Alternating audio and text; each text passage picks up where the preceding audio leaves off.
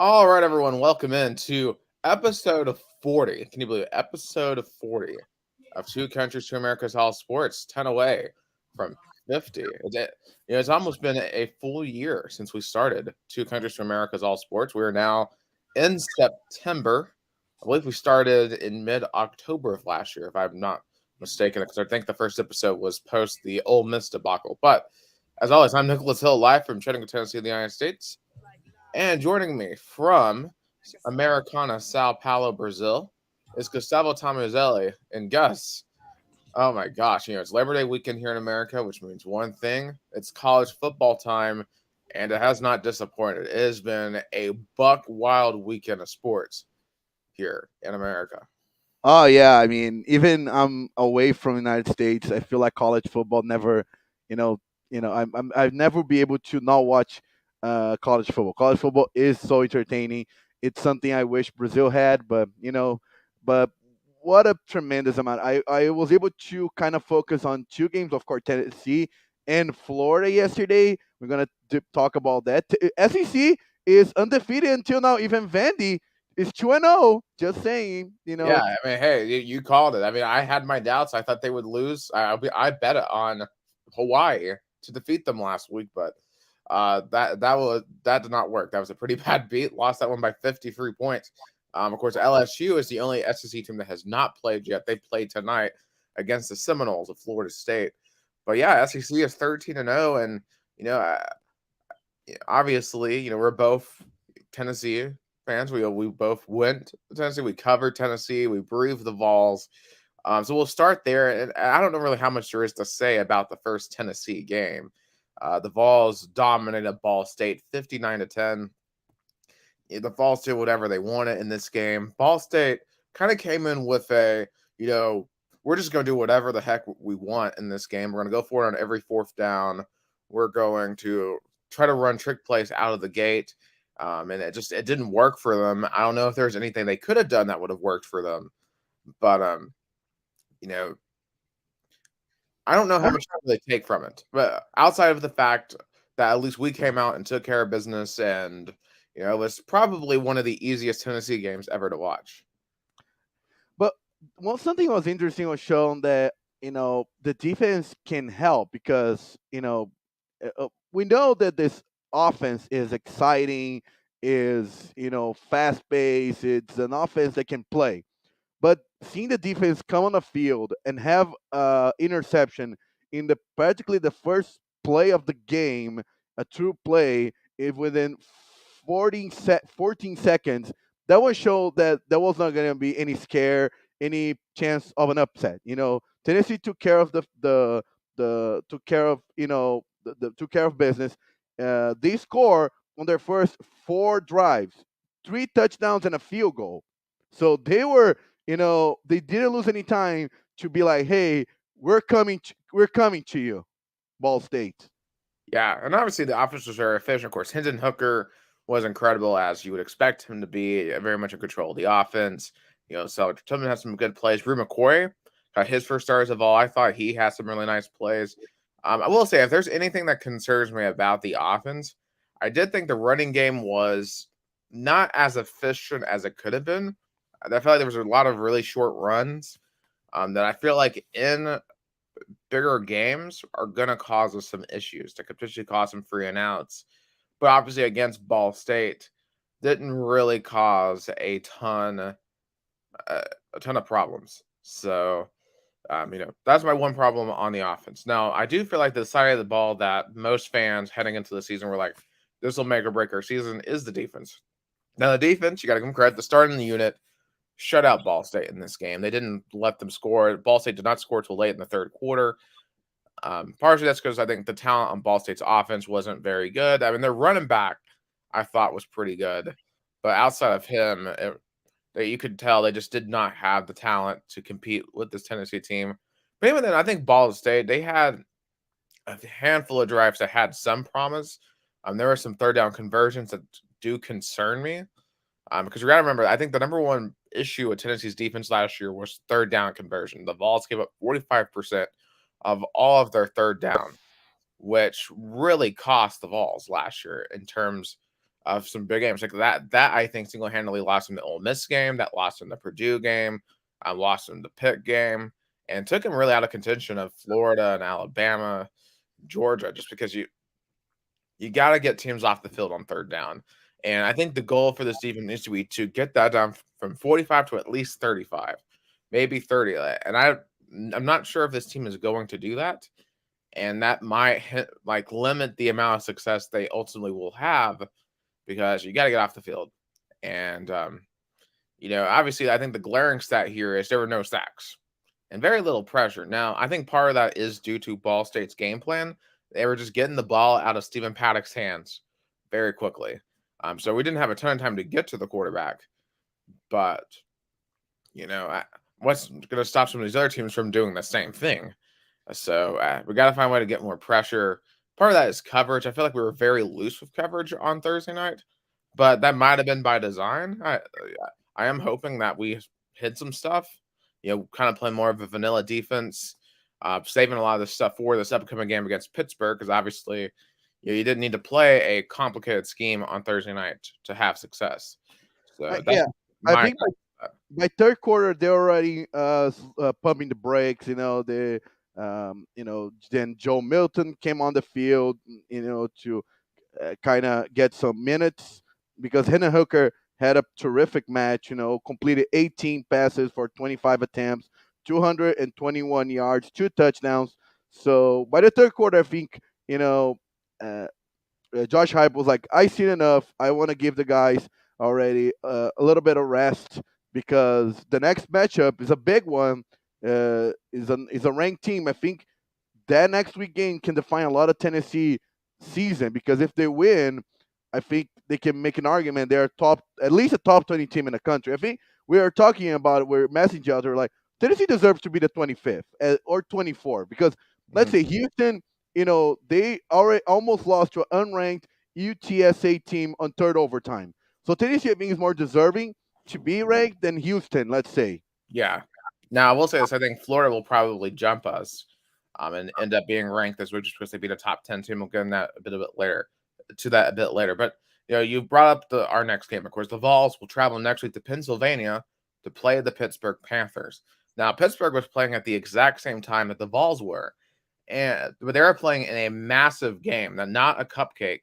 They were playing their old rivals, the West Virginia Mountaineers, in the backyard brawl. Of course, they used to play every single year. This is one of the most intense rivalries in the entire country because those two schools are very close to each other.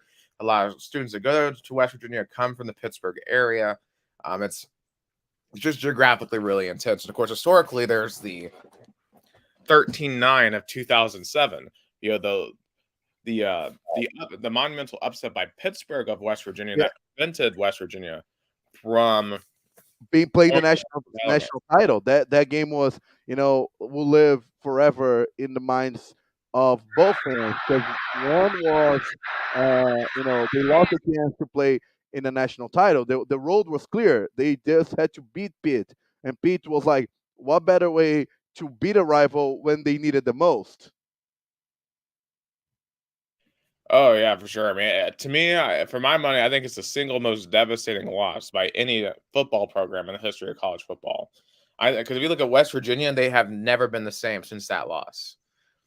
Because West Virginia anyway is a program that's not going to get a ton of chances at winning a national championship. They needed to win that game, and the fact that they blew it, that's just I don't know if they'll ever get another chance at it again. So. That just for my money, that is the most devastating single loss for any team ever in the grand scheme of college football. But this game, though, was pretty good. Of course, West Virginia now has JT Daniels, and Pittsburgh's new quarterback replacing Kenny Pickett is Keaton Slovis. Used to be the quarterback at USC. He was 6-24, 308, 1 touchdown. I don't think he ran the offense as smoothly as Kenny Pickett did. But, the one thing that really makes me optimistic for this game heading into Pittsburgh is the fact that they only ran for 76 yards in this game on 39 attempts. Now, 20 of those yards are sacks, So take that out. That's really 96 yards, but still, I mean, they're averaging almost basically 2 yards a carry. You know, and Tennessee's real strength here is their rush defense, at least on defense. So I think Pittsburgh's going to struggle to run the ball. Now, they're going to get theirs in the passing attack, but you can tell they've taken a significant step down because they no longer, in addition to not having Kenny Pickett, they also no longer have Jordan Addison, who now is over at USC lighting up with the Trojans and Caleb Williams. I think this sets up really nicely for the Vols. And also on the other side, West Virginia ran for 190 yards. Take away the sack yardage. That's over 200 yards rushing. That's nearly 6 yards a carry for West Virginia. And, the perception I think that a lot of people have, if you don't really closely watch Tennessee, you just assume that Tennessee throws the ball, 60 times a game. That's not true. We run the ball a lot. And I think with Jabari Small, I think we can try to control this game on the ground. Hendon Hooker, he can get some designed runs. And, Pittsburgh's going to have a conundrum because you can't just completely sell out against the run because then, you can't just let Cedric Tillman go wide open. You can't let Brew McCoy go wide open. Jalen Hyatt, he got himself a touchdown on Thursday night. And all the hype all offseason, the Hyatt is going to be a very improved receiver. So I really do think Tennessee has the advantage here. I think it's just more of a. I mean, it's going to be a really big, a really different game than the one last year where the Vols lost at home to the same Pittsburgh.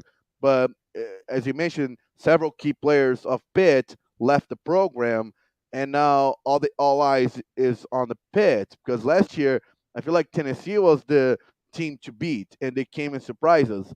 We can probably can do the same effect to them. Yeah, I mean, I don't know. I think I picked Pittsburgh to actually win that game at the time. Like I knew they had a better team at the time, and we were just in a complete shambles. Um, at that point in time, we didn't have an established quarterback. Remember, we started Joe Milton in that game, so but that's neither here or there. I think Tennessee's in a far better position today than they were this time 1 year ago, and Pittsburgh, I think, is in a far worse position today than they were 1 year ago. And I think Tennessee is a lot better than West Virginia. I don't think West Virginia is terrible. I think they made some bad decisions in this game, including not going for it on a 4th and 1 that I think could have helped them ice that game away. But I really do like Tennessee in this game. I don't know by how much. I didn't want to come on here and say they're going to just blow them out. I think it'll be a close game. Our defense really does have a lot to prove here. But I think they can come out and play well and set themselves up nicely heading beyond next week. Yeah, I mean, I feel like this game is a big chance of Tennessee establishing themselves and, going on the road. I don't even remember when it was the last time Tennessee had a non-conference true road game, because, of course, they had several, they had, of course, SC road games, they had neutral site games. But I'm trying to remember when was the last non-conference road game they had to face. I'm trying to think. So 2016. I'm trying to think. Who do we have to play that year? Absolutely. That was Battle of Bristol. 17 went to Atlanta. 18 was Charlotte. 19, I think all the non-cons were at home. 20, of course, was COVID. Probably Oklahoma. 2014. Yeah, probably. Yeah. Oklahoma 2014 was the last big road non-con because the year before that we went to Oregon. Before that, I think the last one was UCLA. So really odd because I've been watching since 2006. So the only big non-con games I've seen us play on the road are Cal, UCLA, Oregon, and Oklahoma. And the Vols did not win any of those games.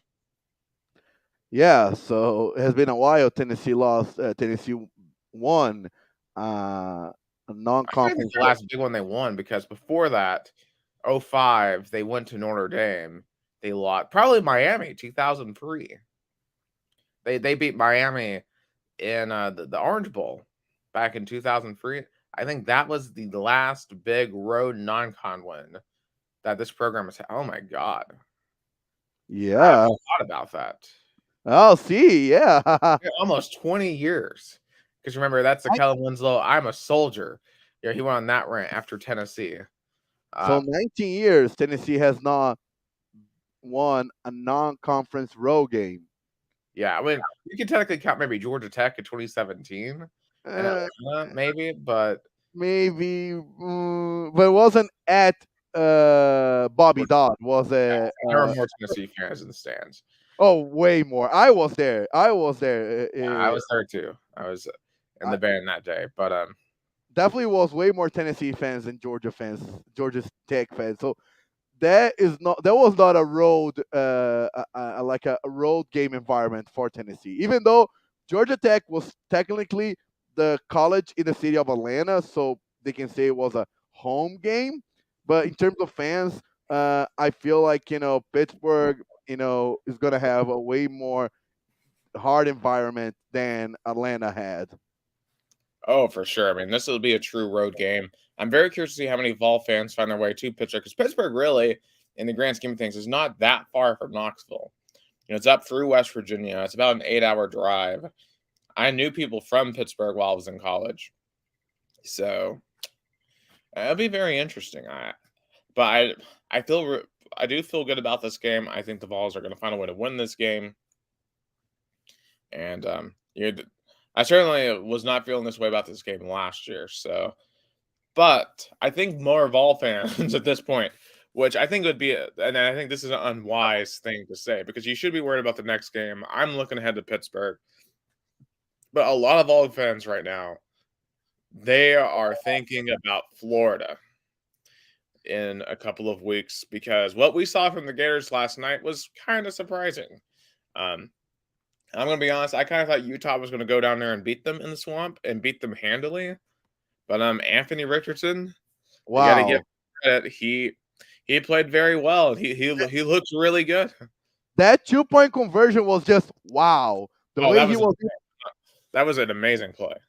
Oh, when they had that 2 point conversion, I know the game was gonna go for them because the way Anthony Richardson was able to escape defense, find space, and throw perfectly was just wow.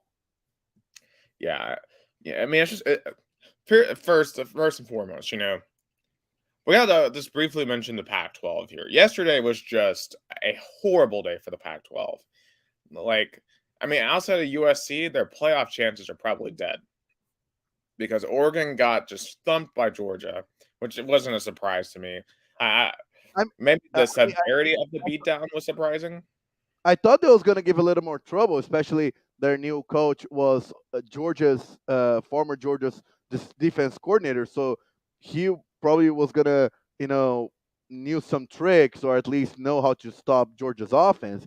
But I guess Kirby Smart outsmart him. Oh yeah, I mean, Kirby Smart, is now the new Nick Saban line. He's never lost to one of his former assistants. So, I guess that's going to become the new thing. But, I mean, Anthony Richardson last night, 17 and 24, 168, outside 106 yards rushing, 3 touchdowns on the ground. Now, I will say this their passing attack does not scare me. Like, Florida's passing attack, that's not what I'm worried about. Anthony Richardson's running ability, that's what scares me. If you remember, Yeah, Ole Miss last year, Matt Corral, he didn't necessarily have a great game through the air, but I think he had like over 200 yards rushing against the Vols, and that was a difference in that game. And we're going to find out if this defense truly has improved against quarterbacks who can run, because Anthony Richardson's the type of quarterback that could give us a lot of issues on the defensive side of the ball. I mean he almost had the same number of yards of rushing as passing, Oh so yeah. he has one less carry than Johnson Jr.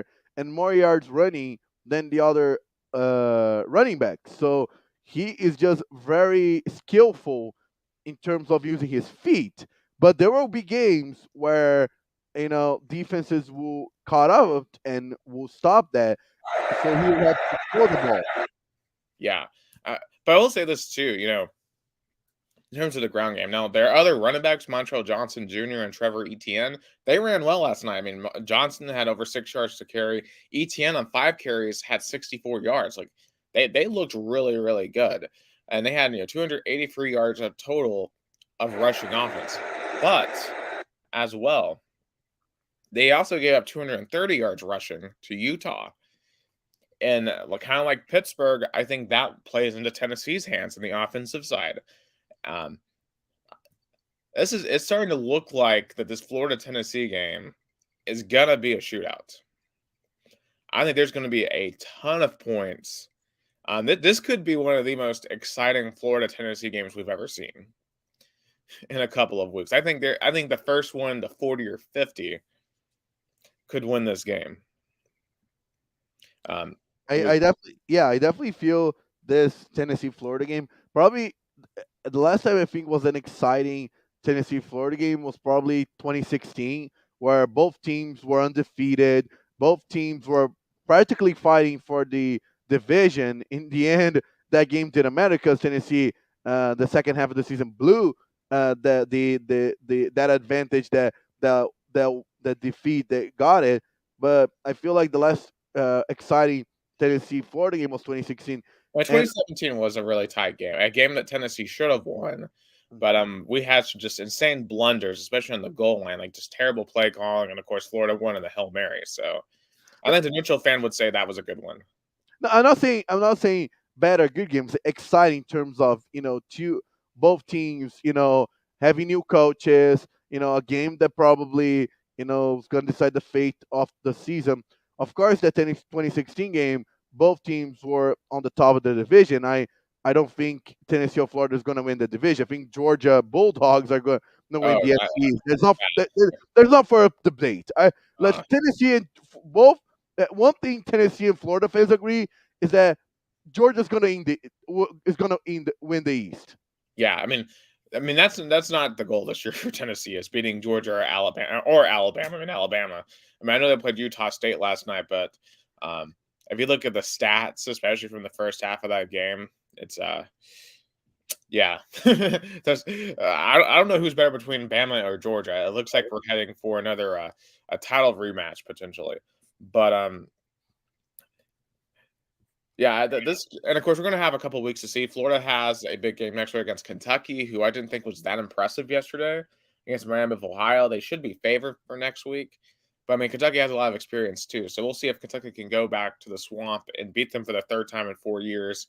Tennessee's got the game against Pittsburgh, but I've starting to talk about the Pac-12, and I got back on the SEC for Utah.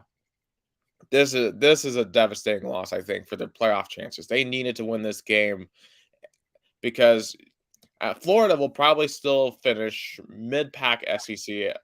They might now be potentially like a top 5 team in the SEC, maybe. But even then, they're not going to be Bama. They're not going to be Georgia. And I think it's going to be really hard for Utah to justify their inclusion in the playoffs. They got to go. They got to run the table. I think they got to beat USC convincingly. I think even for USC, this is not good because Oregon isn't going to be that impressive of a win. Utah isn't going to be as impressive of a win. They're going to need, I think, UCLA to do really well this year to give them another chance. And of course, they got Notre Dame at the end, who I think looks the part of a team that can win the most of the rest of their games outside of a Clemson or USC. But the path for the Pac-12 to the playoffs got a lot harder after last night. Oh yeah, I think the coach that won but lost in overall was Lincoln Riley, because Lincoln Riley seeing Oregon and Utah both in the top 15 on their conference losing, it just lowered their chances of going to the playoffs. Because as you mentioned, even even if USC beat both teams soundly, it doesn't matter because their strength of a win is not going to be as big as if both won in their opening week. Yeah. Obviously USC, they won yesterday over Rice 66-14. I mean, it's Rice. I mean, you expect them to do that. Caleb Well, Williams had a really solid day. Well, it's more like USC wanted to have an easy game because it was Lincoln Riley's first game, first home game. So they wanted to have a kind of like a smooth introduction, let's say. Yeah, of course. Next week they play at Stanford, a team I think they should beat next week. And then the week after, I think they got a pretty interesting game against Fresno State, one of the best G5 teams in the country. But Right. obviously, the college game day game yesterday, the top 5 game last night was Ohio State Notre Dame, and this was a very interesting result. Now, full disclosure, I went to the Chattanooga Mox game last night, so I kind of missed the last half of the afternoon games and the first half of the evening games. But I was very surprised when I got back to the car and I saw that Ohio State was trailing Notre Dame at halftime. And looking at some of the highlights and stuff, Notre Dame's defense is legit. Like Marcus Freeman, I think, was an amazing choice for their head coach because he's got that defense playing lights out. I mean, if you look at the talent that Ohio State has on offense, to hold them to 21 points is extremely impressive. And they were leading at halftime. Even I watched his halftime interview. He seemed surprised. He was like stunned because he knows that even though he was ranked number 5, probably Ohio State is better than him. Is ahead of him, especially Ryan Day's. Probably like it was like third or fourth season. He has to win. He has to win. I know he went to the championship game was weird year 2020 where they didn't play, then they played the minimum games that to go to the playoffs. Of course, they beat Clemson in a blowout in the semifinals. But I think this year Ryan Day has to at least make it to the college to the at least a championship game. Yeah, I mean anything less than that, I think for this team is a failure of a year. Obviously, you have to avenge Michigan.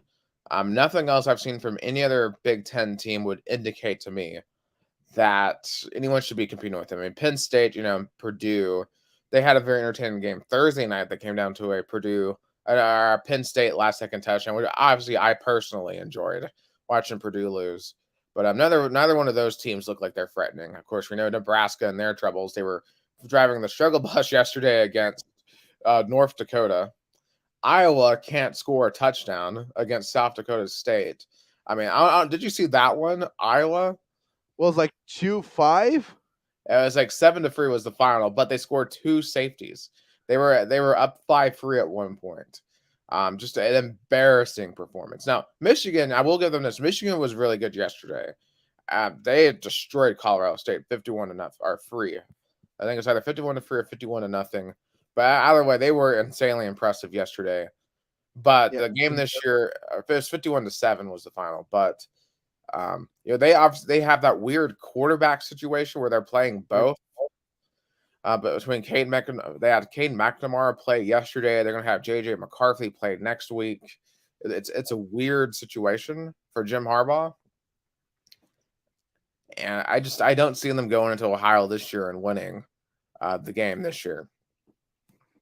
Yeah, I think probably last year they of course exceed expectations. Finally beating Ohio State, finally making to the playoffs.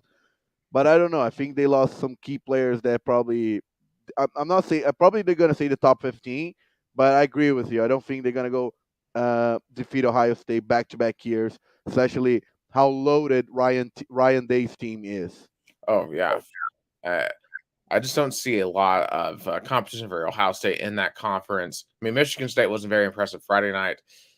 So, yeah, I mean, but Ohio State, I mean, this probably was their most difficult game of the regular season. I think that for me, that this is more of a case of Notre Dame just being way better than I thought they would be, than Ohio State being bad. Um, Now, is Ohio State the best team in the country? I don't know. I think Georgia and Alabama both looked the part yesterday. I mean, talk about now think about this. At halftime of Alabama Utah State, Alabama was up 48 to nothing. They were outgaining Utah State 358-50. They had 22 first downs to 2 for Utah State. The coach for Utah State, Blake Anderson, in his press conference said Alabama's the best team he's ever seen in college football, and he said he'd been coaching for 30 years. And of course, Georgia, what they did to Oregon was just insane.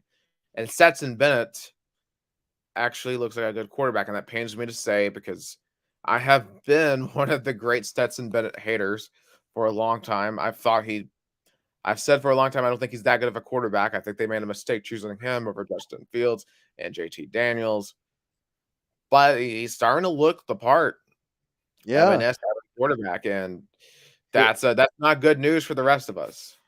it looks like Kirby Smart bet is paying off because, as you mentioned, he chose Stetson Bennett over two good quarterbacks, and it looks like that Stetson Bennett is finally, because last year he was carried. I feel like Oh, for sure. he didn't. It's like he was more like a manager. He is like more like a quarterback that manages the ball well, didn't do any blunders. But this year, I mean, he had 368 yards throwing, two touchdowns, 25 complete with 31 attempts. So he looked like that he can throw. And Bo Nix, poor Bo Nix, still I haunted by don't know why Oregon picked him up. Bo Nix is just not very good. Like, I mean, some of these transfer quarterbacks yesterday did not look good. I mean, Bo Nix. Talking about like Spencer Rattler for South Carolina. He threw 2 interceptions in his debut for Carolina. Of course, they ended up beating Georgia State. So, I can't talk much crap about that because my team couldn't beat Georgia State when we played them last time. But still, like, and that's the interesting conundrum of the transfer portal. That every player you get is going to make your team better. Yeah, that's the new reality of college football. That in one off season it can change a lot, and also for players too. If they don't, if they they can see better opportunities faster. Of course, it's not gonna make solve all your problems. In Oregon, even with Bo Nix, couldn't come close to beat Georgia. But I think at the end, it's just show how Georgia and Alabama are going to play for the SEC championship. I think it, I don't see any other SEC teams, West or East, Yeah, Texas dethrone. A&M did not look great yesterday. I think they Yeah, have some quarterback issues they got to work through.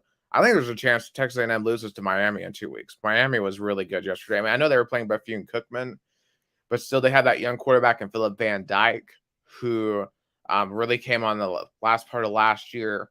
And Mario Cristobal has given them a new edge down there. I would not be surprised if Miami went into College Station in 2 weeks and beat Texas A&M.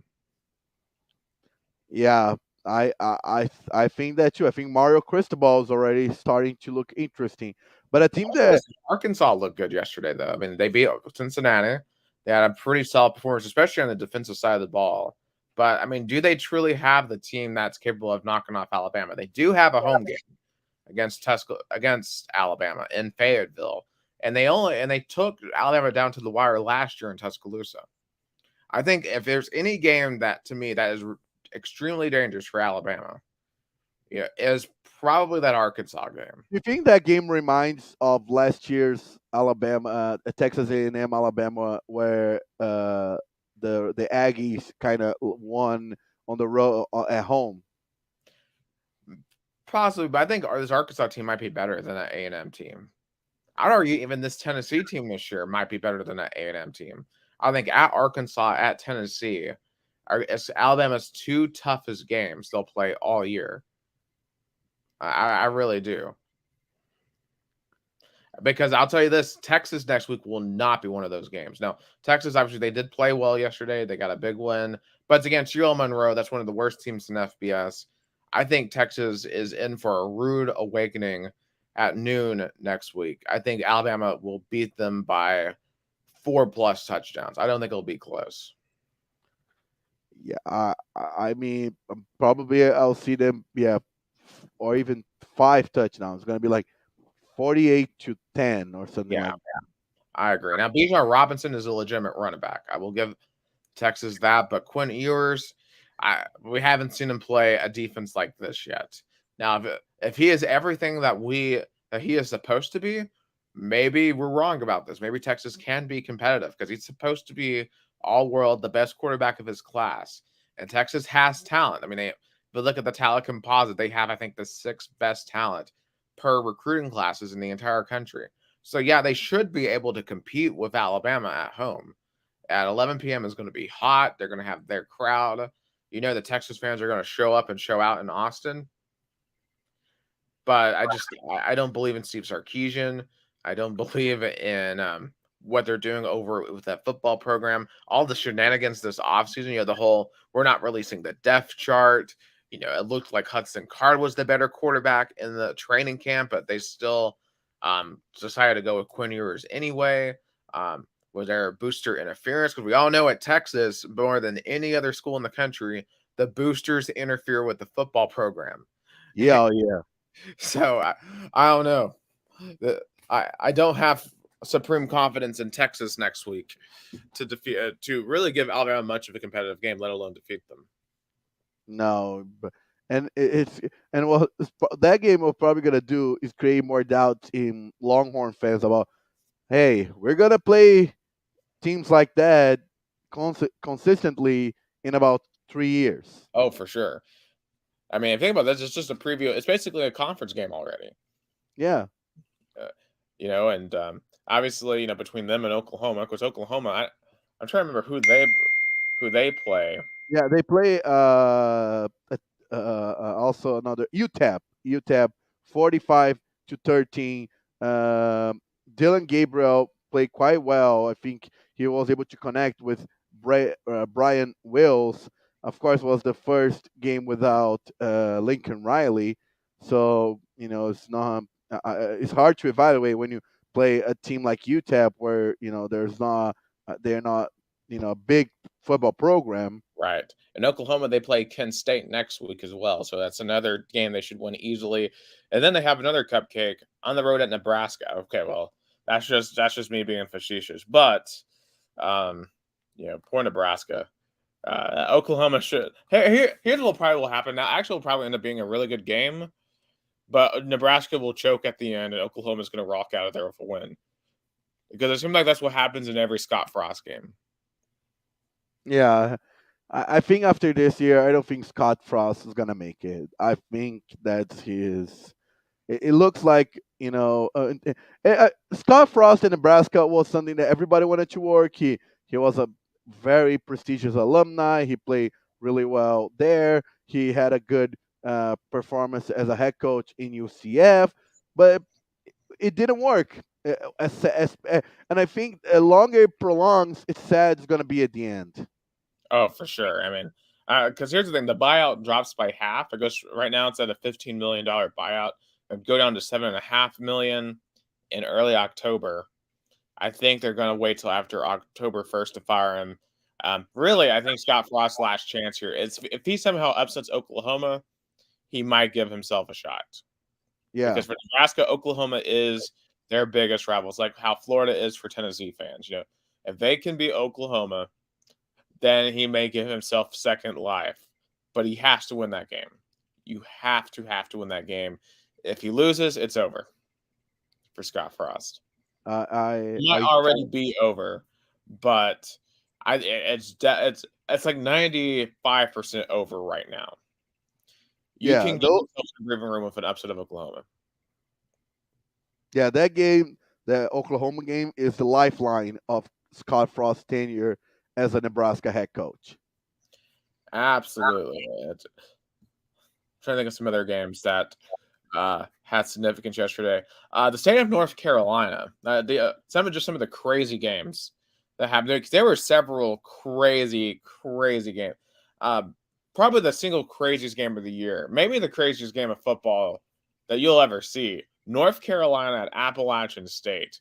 The way this game just became really stupid in the fourth quarter, but like in an amazing way. It was just amazingly stupid game. Gene Chizik should be out of a job this morning as the defensive coordinator for North Carolina.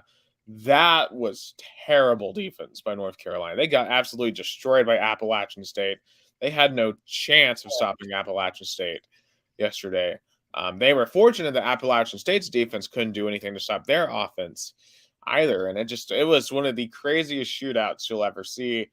But I got to talk about the end of this game. So I'll set the scene. So it's 56-49 North Carolina. Appalachian State goes down. They score with like 30 seconds left. It's 56-55. Appalachian State decides to go for the win, which honestly I commend them. Neither defense was stopping anybody. I think you got to do what you got to do. Appalachian State runs the perfect play.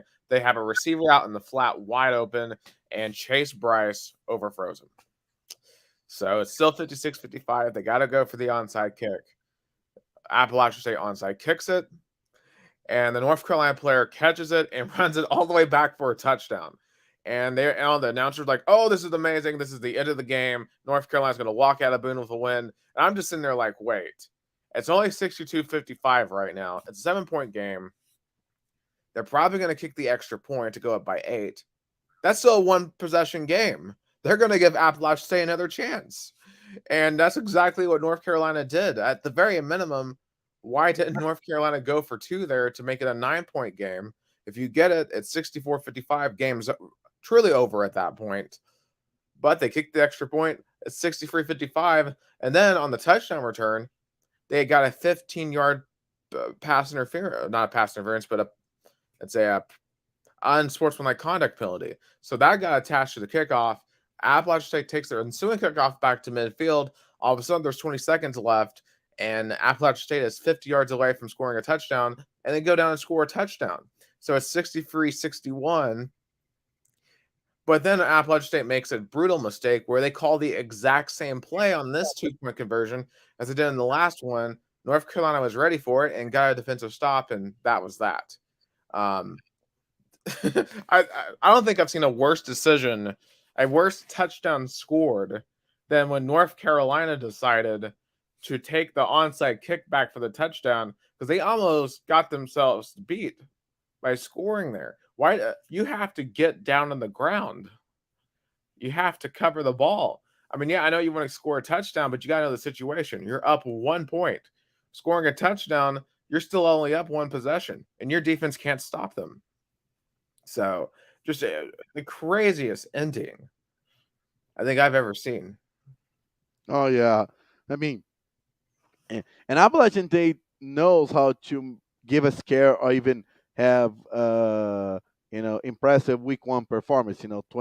2007 biggest upset versus Michigan in the big house. 2016 almost defeating a number 10 team Tennessee in Milan Stadium. So they know how to give that kind of a scare, and especially to an in-state. I won't say rival, but an in-state adversary. Oh, for sure. I mean, that was a massive game for Appalachian State. I'll say this: they play they play Texas A&M next week. Now, granted, Texas A&M actually has a defense compared to North Carolina, so they're not going to score 61 points in College Station. And I think Texas A&M's offense should be able to do a lot. I think Texas A&M should take care of business there. But at least at the very minimum, that is a game that I am very interested in seeing what Appalachian State can do. Can they kind of mentally turn the page from a heartbreaking loss? But in the pantheon of heartbreaking losses, I don't think anyone suffered as bad of a one as what East Carolina suffered yesterday. Oh yeah, because they had that game won, but that poor kicker, I think his name was Owen Daffy, I think was his name, missed an extra point that would have tied the game and then misses a 40-yard field goal that would have won it. After everything that East Carolina did throughout that second half, the defense shut out NC State in that second half. They had a goal line stance. North Carolina's goal line play calling was horrible. Like 4th and goal and you're lining up from the 5-yard line? Like, what are you doing? Like, you deserved to get stuffed at the goal line. And really, NC State deserved to lose that game, but they got very lucky. And I'll say this, NC State does not look like a playoff team at all. No. And we talked about how maybe it was overhyped that being ranked number 13. I think we mentioned that on our previous episode. And I think East Carolina showed that. And I felt bad for Owen Daffer because he had only 1 field goal to kick and he missed it. He had only 1 field goal missed, but that was the crucial moment of the game. You reminds me, I listened to the Pat McAfee show, and Pat McAfee, he used to kick for West Virginia in college before going to the NFL. And that backyard brawl game we were talking about earlier, he missed 2 field goals in that game that could have had West Virginia in the national title game. And he talked about how he had death threats after the game, and how he just was extremely down on himself, and he still kind of blames himself even 15 years later for blowing that game for West Virginia. And this kid that just did it yesterday, he's going to go through, I think, similar things, because that was a huge, huge game for that East Carolina program. And they're not going to have another game like that all season. And hopefully that team can bring themselves together, because they are a very talented football team. They can win a lot of games at the American Conference, but a game like that can really, make it hard for a football team to move on the rest of the season. And so we'll see what East Carolina can do, because they certainly look the part of a team that can win, 7, 8, 9 games. But I mean, that's a tough one to swallow. Oh yeah, I think because they were this close to being as hyped or not hyped, was the number 13 team in the country. That doesn't matter. When the poll gave that ranking number, it doesn't matter how they got there or if it was deserved. For East Carolina, was like, we're gonna have the historical win. They came that close, but they lost. But week. I mean, we mentioned some key games in week 2: Tennessee, Pittsburgh, Alabama, Texas. I think those are going to be really interesting Kentucky, matchups. Florida, to me, is probably your third biggest matchup. USC as Stanford's another one that's interesting. I will say we haven't mentioned this yet. The team that I think had the worst loss of week 1, Virginia Tech, losing on the road at Old Dominion for the second time.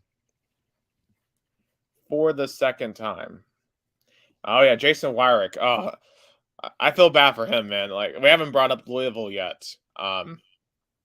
Yeah, they were 5-point favorites heading into this game last night. Syracuse. They had blown out Syracuse the last 2 years. Syracuse dominated them. Now, I didn't get to see that much of this game, but I think the Scott Satterfield era is going to be coming to an end very soon, because you can't be losing to Syracuse 31-7 and be outplayed as they were, especially from the second quarter until the end of the game. They couldn't do anything. Yeah, I mean, it's just mind-boggling, because Louisville has talent on offense. They have Tyon Evans. You got Malik Cunningham, who is a dynamic quarterback, and you only score 7 on Syracuse. That's just, I don't know, man. I don't know how many games Louisville's going to win if they're going to play like that, because they have Florida State coming in, and they got to go to UCF next week. They're not winning down there if they play like that. They got Florida State coming into Louisville on a Friday night in 2 weeks. I don't know if they're going to win playing like that. Well, we're going to find out tonight just how good Florida State is when they play LSU. But yeah, that's tough.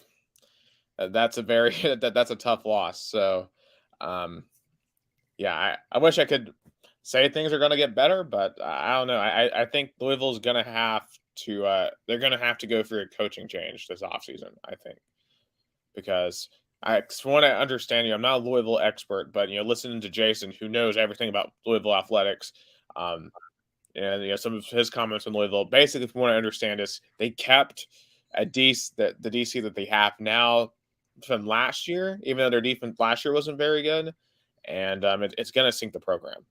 It sounds like it's sinking the team, and but I mean, at the same time, your offense only scores 7 points as well, so it's just the entire team has some significant issues they have to overcome. Oh, that's for sure.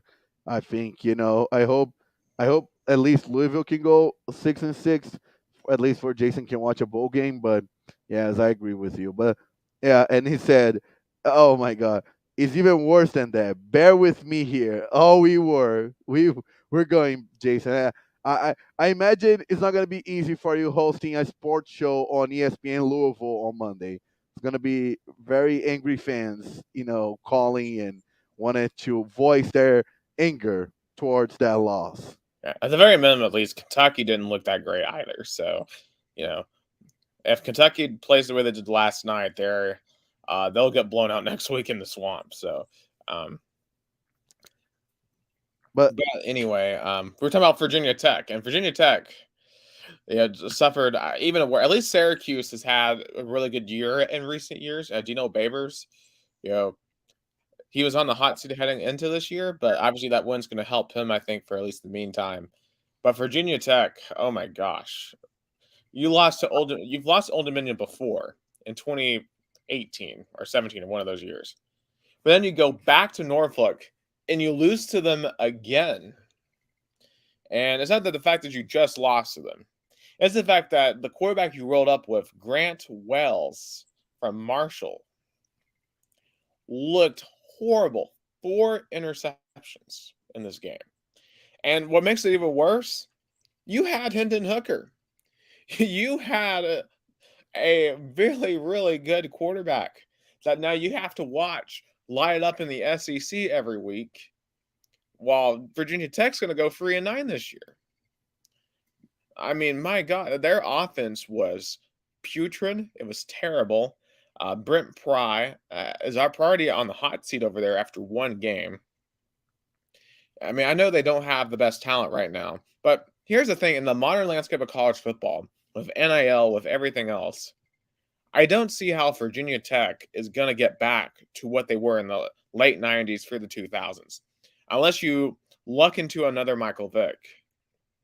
I just don't see it for Virginia Tech because the NIL money is not that big in southwestern Virginia. Like that's not an area of the country that has a lot of opportunities. It's not like East Tennessee, not like all these places in Georgia and Alabama and Texas and Southern California. I mean, it's southwestern Virginia. And just to finalize, wrap up week one because I have so many topics still. Jason, you have give us a quick brief of how things are going down in Louisville. So the athletic director was gonna to get fired Stadler, but our president meddled and kept him away. Our athletic director quit. Then our president left for Penn State. Now we're stuck not only with the coach, but with terrible defensive coordinator that definitely at least we should have been fired. So, wow. Yeah, it's not great. Um, Hopefully Kenny Payne, is we'll start turning around the basketball program at least, starting this winter because yeah, football program's going to go through I think a bit of a dark time here for at least a couple of years. But yeah, but Virginia Tech, Louisville, probably two of the worst losses. Oregon obviously looked horrible yesterday. Utah devastating loss for their playoff chances. Um, Probably four of the worst losses of week one. Um, so yeah, so just kind of, I guess, is just to wrap it up. I don't know necessarily how to wrap this up. Just what is your overall takeaway from week one of college football? That Georgia and Alabama is in another level. That Ohio State, I mean, I was expecting a little bit of them. Florida was the biggest surprise of all. Bill Napier definitely showed that he can at least gave Florida fans hope at because after that roller coaster of a season that was last year, I think the big winner was Florida. The biggest loser was Oregon. Let's say that's for me. Yeah, I mean, I definitely agree with everything that you said. I still think Ohio State though is on that level with Bama and Georgia. I mean, I think right now the other two teams do look better, but I mean, I think Notre Dame was just that good. I think the number one takeaway is Notre Dame is a lot better than we thought they were. I think their defense is legit, but Notre Dame is going to have to figure out something on the offensive side. That they keep on rolling out these quarterbacks that are just not that good, that are not dynamic.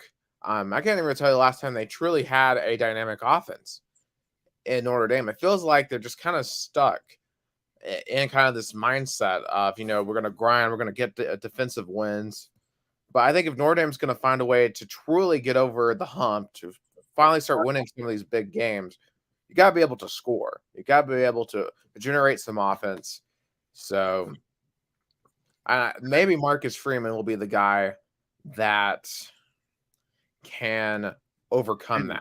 And Jason brought up a good point. Oregon, Utah just show that the best of Pac-12 teams are still never going to compete with the better SEC teams. They're good. Yeah, that's what we mentioned on the first topic of our show is that the Pac-12 had a really bad weekend, Yeah. and that even affected the team that won, USC, because now Lincoln Riley has less of a chance to get into the college football playoff because their biggest opponents on their conference, are not going to have as the biggest wins as they were if when the season started.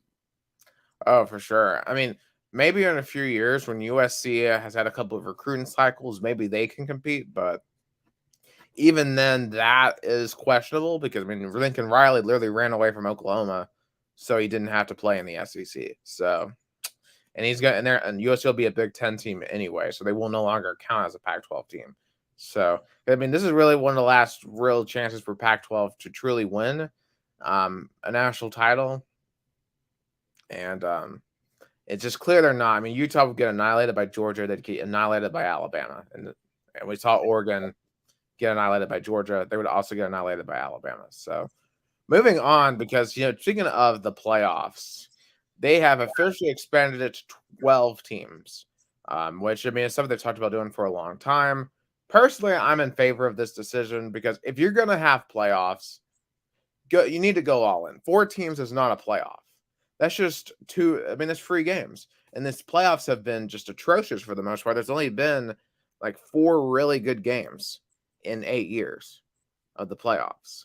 So, And basically, all that good games were in 2017. 2 out of those games were in one season. The Georgia, Oklahoma, and then Alabama, Georgia. yeah, I mean, for the most part, it's just been blowout after blowout. Um, at the very minimum of 12 teams, at least you're going to have some of these other games are going to be super entertaining. Like the 12-5s, the 11-6, 10-7 should be really entertaining. Like the tournament, Like if you had 4 teams every single March Madness, it wouldn't be that special. But because of how many teams there are, you have the madness of it, you have the chaos. And with 12 teams in LB, you're going to have smaller teams that are going to get a chance against bigger programs. You're going to have big name brand programs that are going to get chances to play each other that normally wouldn't. And I think it's just better for the sport. And there's going to be more games throughout the season that matter for the national title picture. Because when you go into the last week, there's not only going to be like 5-6 teams eligible for the playoffs. You're going to have 15, 20 teams that have a chance to win, either through their conference or kind of getting an at-large bid.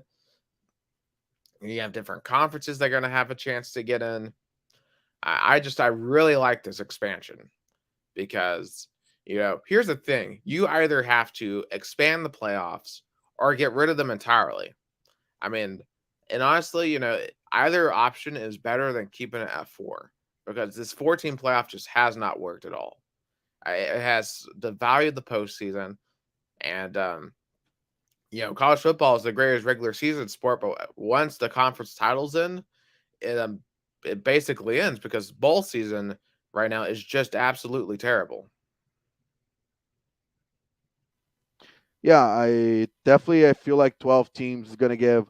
I'm not saying the parity are coming back. I think probably the same teams are gonna be there. The Alabamas, Georgias, Clemson's, Ohio State are still gonna be able to get there. But at least you're gonna have more teams from the Power Five. The Pac-12 I think was I even read their statement. They really celebrated because I feel like they were being left out. I mean, Pac-12 has not, been in the playoffs since 2016-2017 season.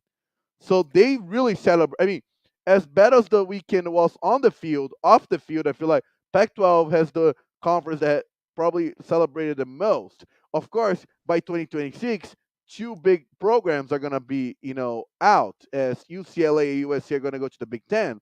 But at least you still have Oregon, Utah. You still have Stanford. Right. And we'll see if this can help them in the conference realignment talk because I think there's a real fear right now for the Pac 12 that they could die off with USC and UCLA leaving, especially if Oregon and Washington end up leaving the conference. But Yeah. I really do think that at the end of the day, you're still going to have SEC and Big Ten to really be the 2 powerhouses, and the rest of the conferences are going to have table scraps.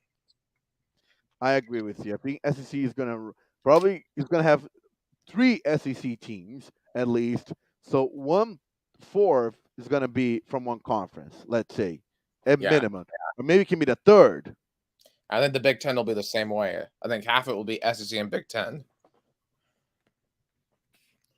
And then, as you said, the rest are gonna find themselves fighting for like 12, 11, 10, spots.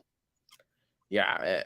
I mean, at the end of the day, you're still going to have the Bamas and Georgias win the national titles. But I mean, the March Madness is the same way, like Dukes and North Carolina. I mean, look at who's won national titles. It's all blue bloods. I mean, Very, this season was true blue bloods. Kansas, Duke, and North Carolina all made it to the Final Four. yeah. I mean, Villanova too. They're a blue blood. Yeah. So as much as March Madness expanded, of course, probably in the last few years, some teams have, surprised. But if you look at the grand scheme of things, the same programs always make. So that's not gonna change. What changes is you have more competitive games, more interesting games. That was definitely for the television deal. They wanted to have this because it's more revenue if you have more urgency, especially in the playoffs. Oh yeah. I mean, plus you think also you have all the opt outs that are going on right now. Um, because when people like, if you're not in, because players are thinking, if we're not in a national title hunt, then why would I go out there and risk my draft stock in a meaningless bowl game? Because these are effectively just postseason exhibition games. It's like when I went to the Music City Bowl, like yeah, that loss hurt when we lost to Purdue, but 5 minutes afterwards, I'm like, well, that game really wasn't for anything; it was just an exhibition. So Yeah, bowl it games really got mattered. Bowl games truly matter back in the 80s and 90s, where it not necessarily had the number one and number two team playing against each other. Were more like the number one playing a number four and a number two playing number five in bowl games, and whoever lose then or like whoever got the best result got the national title. But now is the number one versus the number two. That's the game that matter. Oh, for sure. And it devalues all the other games in the postseason. I mean, all these people trying to argue that's going to devalue the regular season. The regular season is the only thing that matters right now. We have to find a way to make the postseason matter. And if you have more postseason games that matter, then it makes the other regular season games matter. I mean, think about how many games at the end of the year right now that just don't matter. But I mean, even let's say Alabama is 11-0 heading into the Iron Bowl. One, it's the Iron Bowl, so that game's going to matter to them anyway. And two, you lose one game, you might get knocked out of the top four. You might lose your bye. You might have to play that first week. And winning those buys are going to be super significant. Or, it might be like, let's say you're number 7, and yeah, you lose your last game, you're still in the playoffs, but you no longer get to host. You have to now travel. You lose a home playoff game. Oh Like, yeah, that factor too. There's gonna be playoff home and the road games. Finally non-neutral site games. which is going to Final. be amazing. I can only imagine a Neyland Stadium playoff game. Oh yeah, that's The gonna be. atmosphere. Yeah, the atmosphere. I feel like is gonna be insane because definitely playing a college campus playoff game, that's a dream. Yeah. Of course, it'll be in December, so it's going to be cold. But these NFL teams that they play their playoff games in January. I mean, the Packers fans, they show up when it's -10 outside, and they fill up their stadium. So if they can do it, we can do it. You know. Yeah, it's not that cold. I mean, I've been to many winters in Knoxville, and it's survival. But I agree. I felt like it was a great decision by the committee. Finally, they got a decision that unanimously was accepted by a college football playoff committee. I mean, Finally, they had a good never decision. agrees on anything. Yeah, yeah. So that was a good one. So college football coming back, it was amazing. Great weekend on and off the field, but it was interesting. But there was but football in terms of professional level comes back on Thursday, right, Nick? Right, right. And then I don't know if we're going to get another show in before then. So we're just going to go ahead and put this in this week one preview because obviously NFL's back in session. I've done 2 fantasy drafts. I have my last one tonight. So getting all that ready, getting ready to go for the first game of the season, which is the Buffalo Bills in the Los Angeles Rams. Of course, the defending Super Bowl champion gets to host the first game of the year. Um, and when you look at this game, the Bills, they came off of a game last year where they should have won. They should have found a way to beat the Chiefs in Kansas City, but they couldn't stop Patrick Mahomes at the end. So they had to sit around all offseason thinking about what could have been. I think the Bills, to me, they are the favorites to win the Super Bowl. They're my pick to win the Super Bowl. I think Josh Allen has proven that he's an elite quarterback. And I think some of the pieces that they have gotten, like a Von Miller on defense, some of the other pieces they've gotten are really positive in terms of their chances for winning over a Super Bowl. Yeah, I think that's gonna be a really interesting game. I mean, the Bills are definitely the team in the AFC. I think they're even more favorites than the Chiefs. I feel like they are, with Sean McDermott, and I feel like his strengthened their defense, and Josh Allen has proven he's a legit quarterback, but he has to win big games. Last year was one of the most unbelievable playoff games, but they came up short. So winning on the road versus the Rams would definitely show their true Super Bowl contender. And the Rams have to defend, start defending their title with the most hard opponents they'll face. Oh yeah, and I think the Rams, they obviously no longer have Adele, they no longer have Von Miller. It'll be very interesting to see what the hunger is. It's always interesting to see a team coming off a championship. What exactly do they have? Matthew Stafford, he's proven now he has nothing else to prove. He finally has his championship. Cooper Kupp had an incredible year last year, but we have to find out, was that a one-year fluke or is that something they can consistently do over a period of time? And I think Yeah, when you look at the backfield with Cam Akers, he had a lot of injuries last year. Can he sustain through an entire season? Um, and obviously, on the defensive side, will this be Aaron Donald's last year for Los Angeles? Because I think there was rumors after the Super Bowl if that was going to be it for the Rams, or for Donald on the Rams. But he came back. He's still there.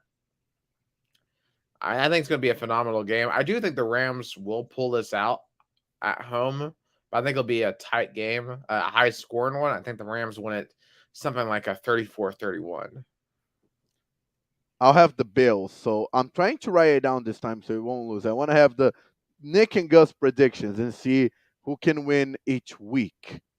Oh yeah, we got to do this every week for NFL. So Bills, Rams. I'm going with the Rams at home. So Nick has the Rams, and I have the Bills. Give me the Bills as an upset. Okay. All right. So we're gonna go through all these games. Obviously, we don't have time to break down every single game. But we can just kind of like do a very quick synopsis of them. And So give first one here we got Saints. So on Sunday we have Saints Falcons. I think the Falcons are going to be one of the worst teams in the league this year. The Saints, I'm not very high on. A lot of people are high on the Saints. I think they're going to be a playoff team. I don't see that, but I do have the Saints winning this game. I have the Saints too. The Falcons are definitely on a rebuilding mode, even though they have Marcus Mariota, as a quarterback. I Yeah. don't, and Kyle Pitts, but they're still in the. They're definitely if you had to say one team that is rebuilding is the Atlanta Falcons. I think they're trying to expunge all that hangover. They feel like they're still hangover of the 28-3 loss in the Super Bowl. They have to get over it. They have to, start the, when you had that, hangover, you have to start, getting back on your feet. Oh, for sure. When we talked about the backyard brawl from 2007 earlier, 28-3 is the worst loss in NFL history. Like that one killed the Falcons franchise. So shout out to Bruno Slonik for watching us here this. Oh, we're gonna Monday talk morning. your Giants soon, and oh boy, also they're going for also not a very exciting NFL season as well. But Yeah, before they're that, gonna face my Titans in week one. But just heading down the list here, we got 49ers at Bears. The debut of Trey Lance. Well, not the debut, but it's going to be the first full year of Trey Lance, a quarterback. I'm very intrigued to see what happens here. Is he going to be the next Patrick Mahomes, or is this going to be something that doesn't work? If it does work, then you know, then the 49ers are going to be championship contenders. But, you know, against the Bears are just not that exciting. Um, they got a lot of issues, especially in the offensive side of the ball. They got to fix. They've lost some pieces on the defense. Give me the Niners to win on the road. I have also the Niners too. Especially, I don't I don't still see Justin Fields as a legit quarterback. I think the Bears are, you know, they're not as good as probably 2 or 3 years ago, and you know, Trey Lance, first full season, he still has Jimmy Garoppolo in his back on his you know on his rearview mirror. So, having this quarterback competition is going to make even prove it more interesting to see if Trey Lance truly can be the starting quarterback with a guy that has been to the Super Bowl with the same franchise, watching over him. Oh, for sure. Um, Moving on, we got Steelers at Bengals. I think Bengals will start off their AFC title defense with a win. I think I Steelers, their quarterback situation isn't very good. I I think don't Kenny trust Pickett's going to start. I think Kenny Pickett is going to be the starter. I think Mitch will be the starter, Trubisky, but I think Penny Pickett will take over sooner rather than later. Now, this Especially if Trubisky starts to have mistakes, the fans, because Kenny Pickett is the protege. He played for the University of Pittsburgh. He is the Pitt guy. He is everything a franchise wanted in a starting quarterback. A guy who played in the same stadium. He's not gonna even, practically is not gonna face any adversity. Changing stadium. He's literally playing on the same stadium. The stadium changed the name, but it still is the same building. oh, for sure. I mean, and that definitely has to be an advantage for Pickett. I feel like heading into this season. This next one, this next one, I'm gonna pick kind of a surprise. We have Eagles at Lions. I think Detroit pulls off the upset. I know the Eagles added AJ Brown. They added some other pieces. The Eagles are primed to make a playoff run this year.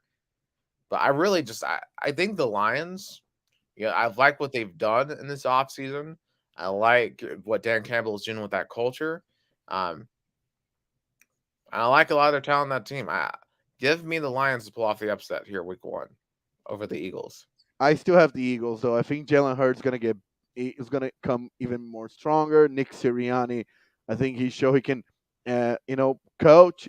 Taking last year's team to the playoffs as a 7 seed, even though nobody would vision that. So I think I still have the Eagles to win this game, but I think the Lions is gonna be the most improved team.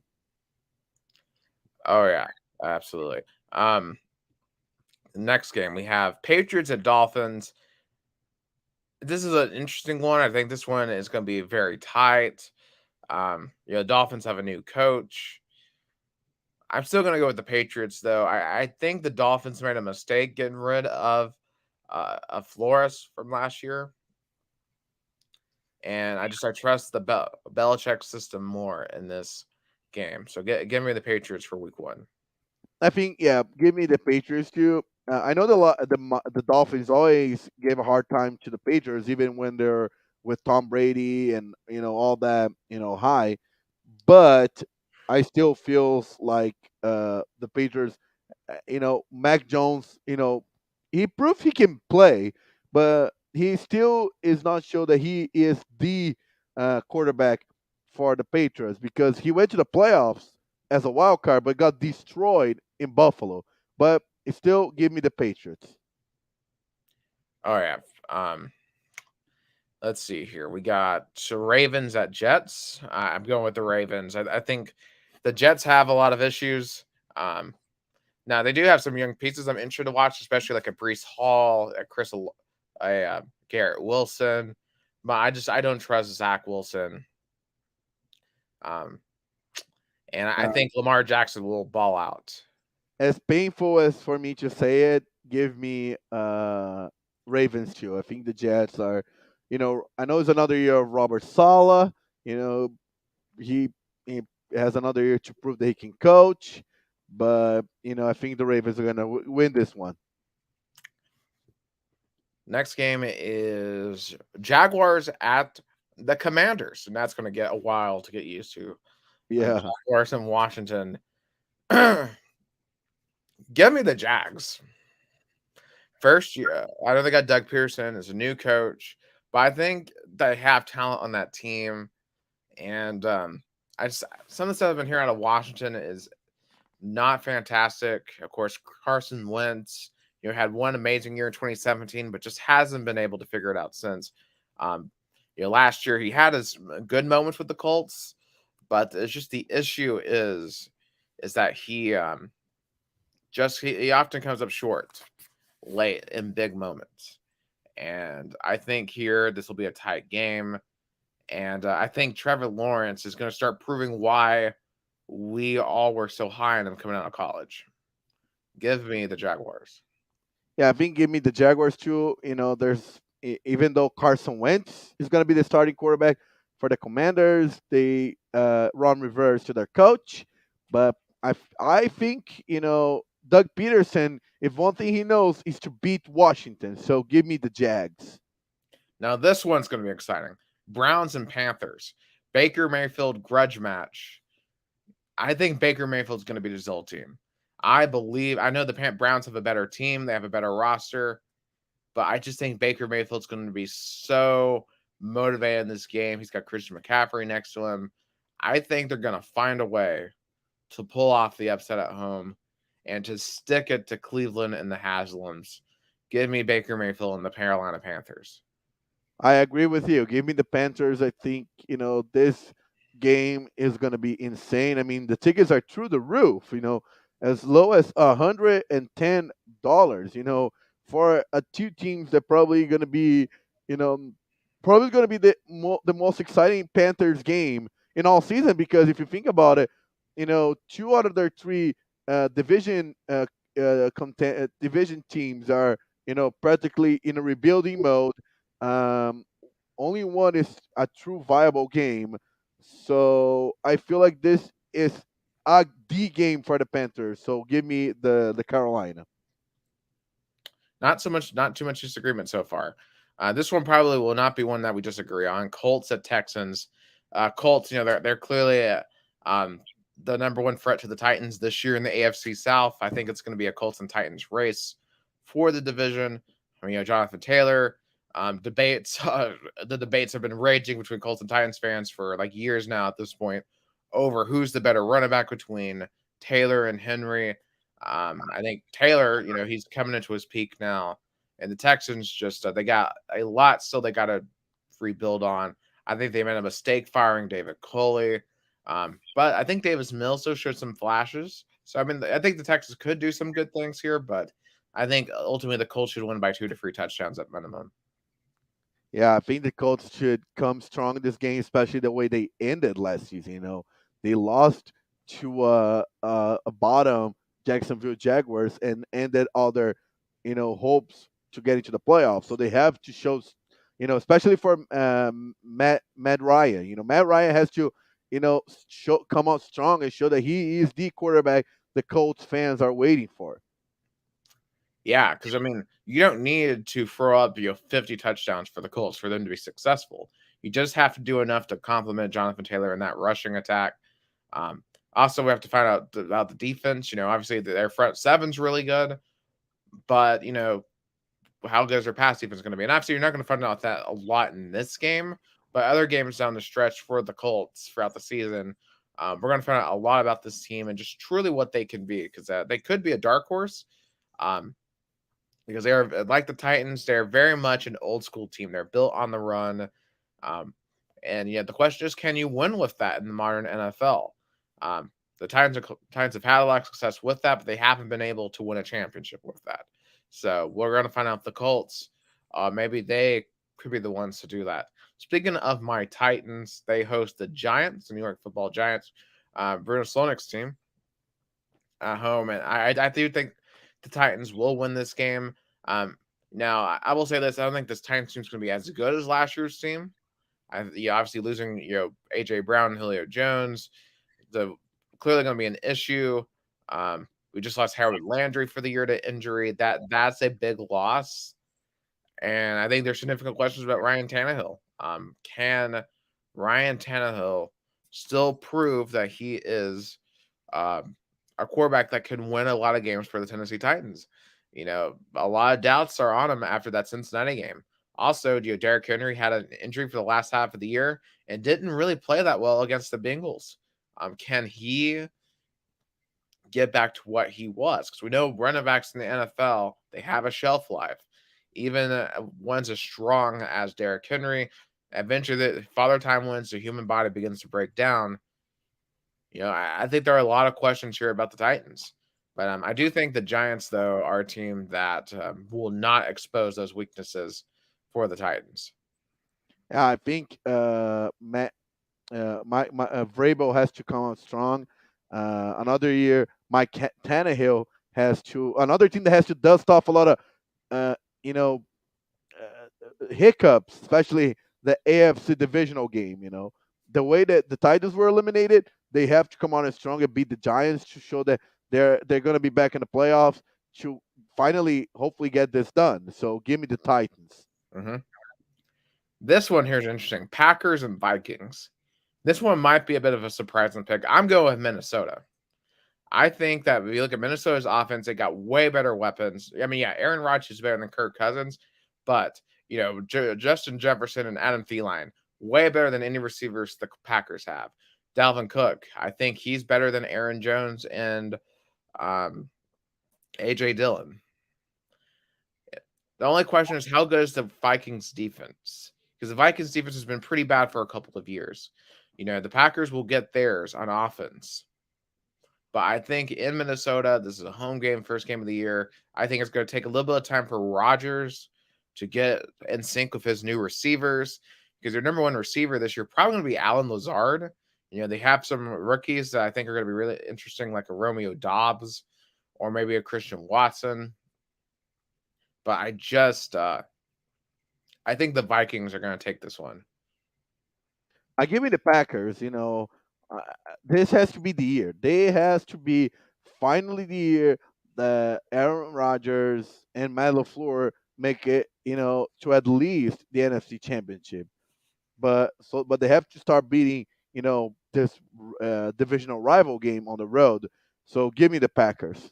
I don't. The thing that worries me though is I think Aaron Rodgers right now is more worried about his personal brand than the team. He's obviously he's been going on all these different podcasts talking about like his ayahuasca juice and whatever else and like revisiting all the other controversies of the past year and a half.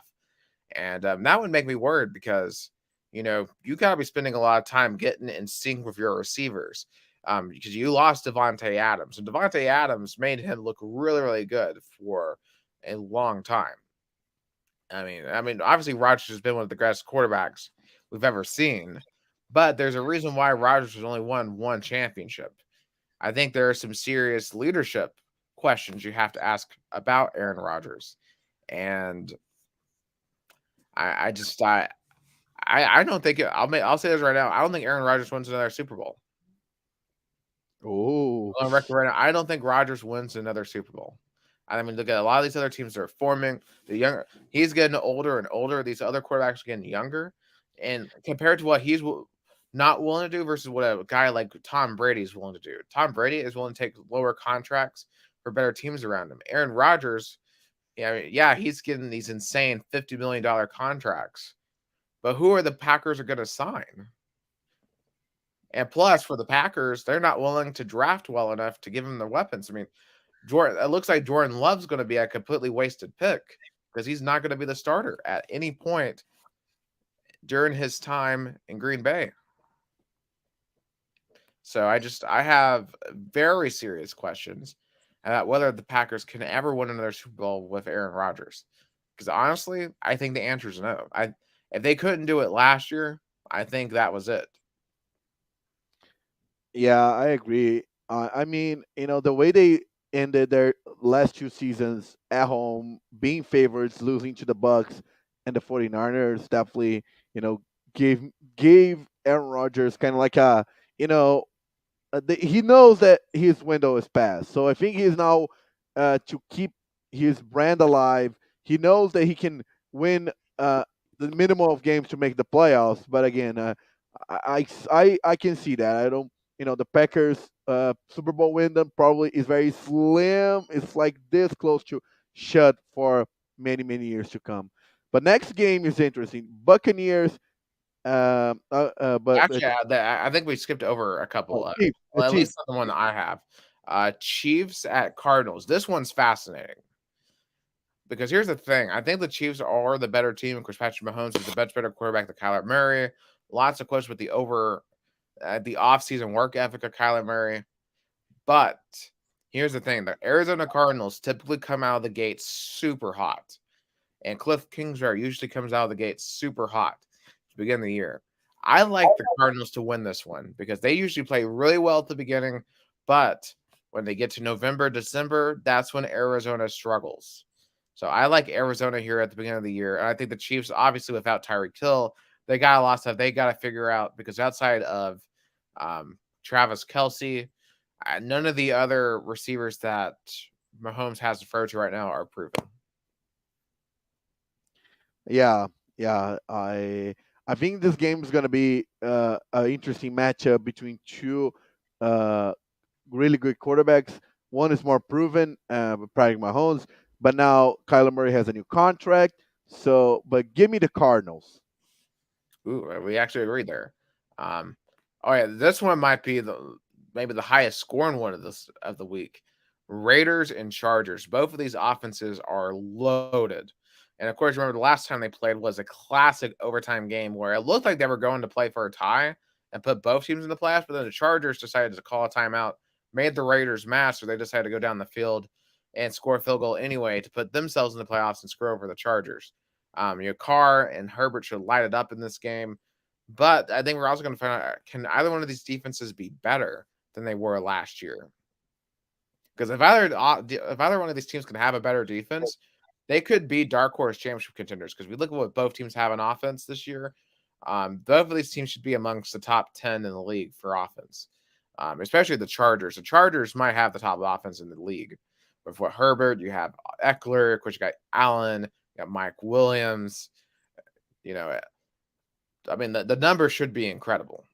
But for the Chargers, two things. Can you have a better defense, especially a better rush defense? They had the worst rush defense in the league last year.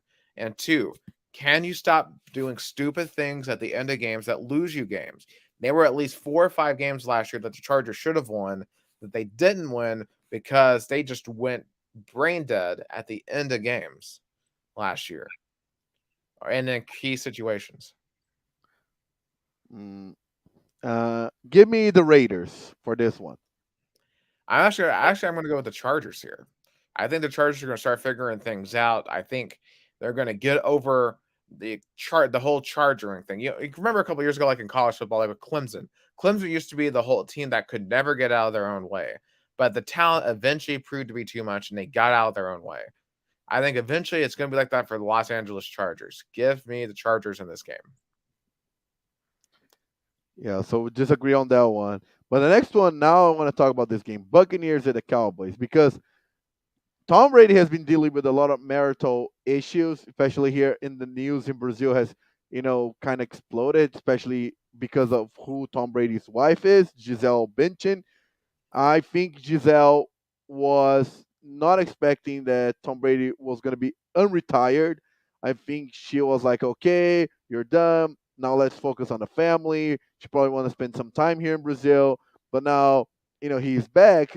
And I don't know how much his problem with his wife affects him on the field, especially after losing almost like 2 weeks of training.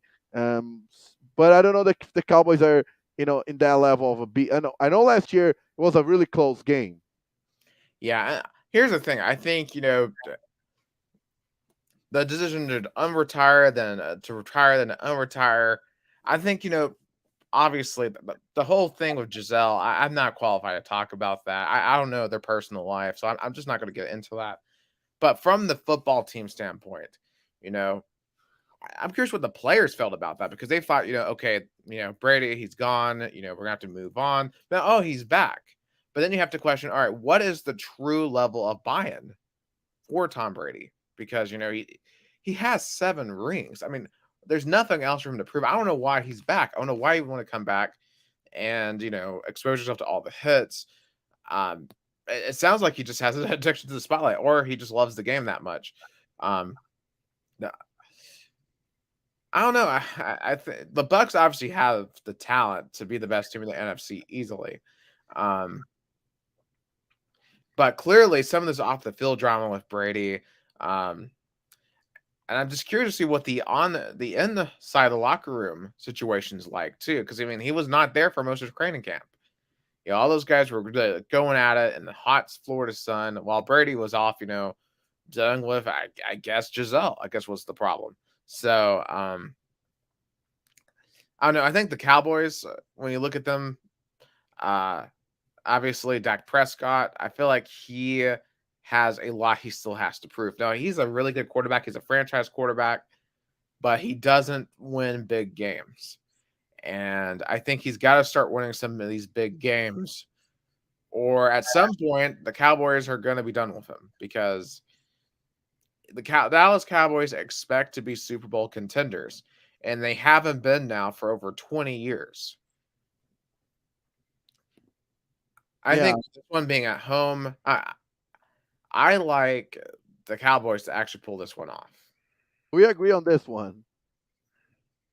Yeah, I do like the Cowboys. All right, last game. I think we'll agree on this one. Broncos at the Geno Smith Seahawks. I think Russell Wilson is going to terrorize the whole city of Seattle on Monday night. Or, well, not this Monday night, but next Monday night. And they're going to make the Seahawks regret the fact that they didn't pay him. The Seahawks should have paid him because so Russell Wilson got a $245 million contract from the Broncos. And I think it's going to pay off very well in this one. Geno Smith should not be a starting quarterback in the NFL in 2022, but he is, and we're gonna see why he busted out for the New York Jets. I think Broncos win and isn't close.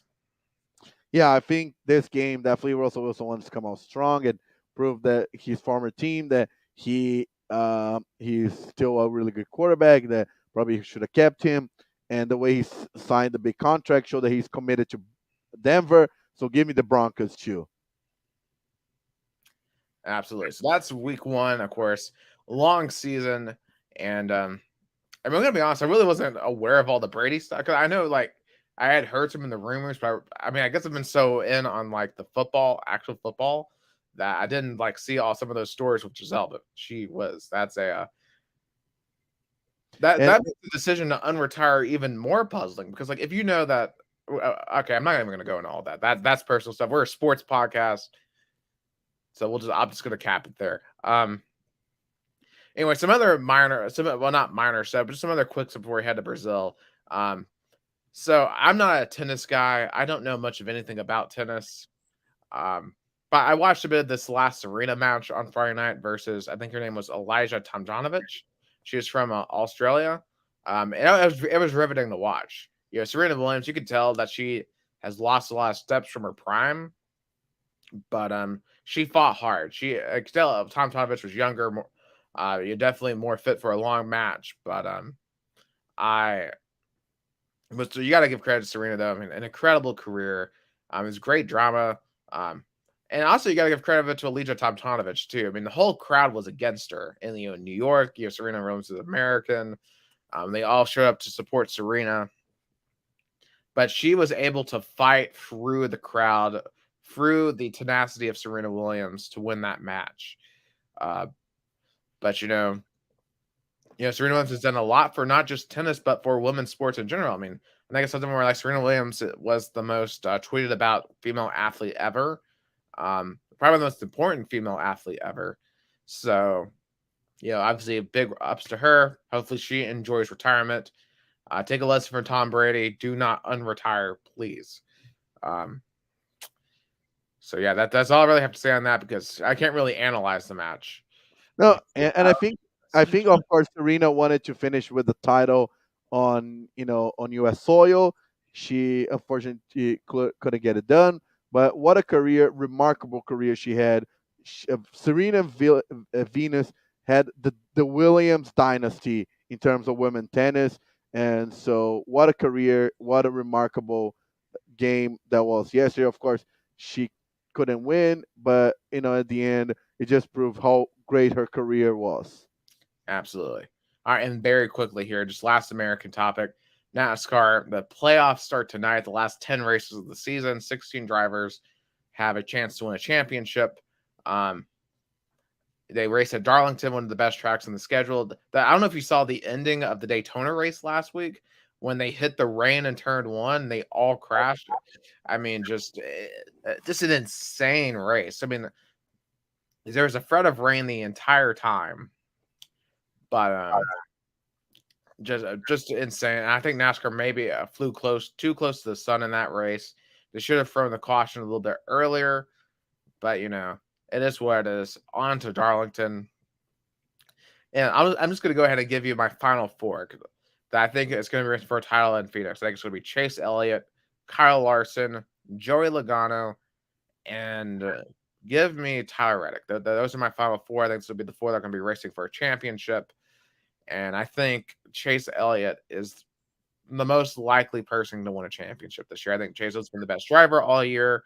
I think he'll find a way to get to that final four and to win it all. But it's a very chaotic um, championship. A lot of guys can win this. It's been a varied year in NASCAR. A lot of different drivers have had great moments, and it's going to be very entertaining to watch, I think.